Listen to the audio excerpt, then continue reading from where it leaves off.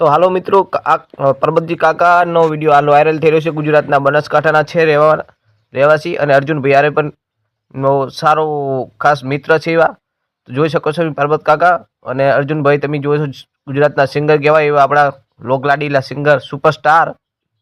અને આ પરબત કાકા બી જુઓ કેવો ડાન્સ કરે છે. એને બી હાલ બનાસકાંઠાના કાકા બહુ વાયરલ થઈ રહ્યા છે.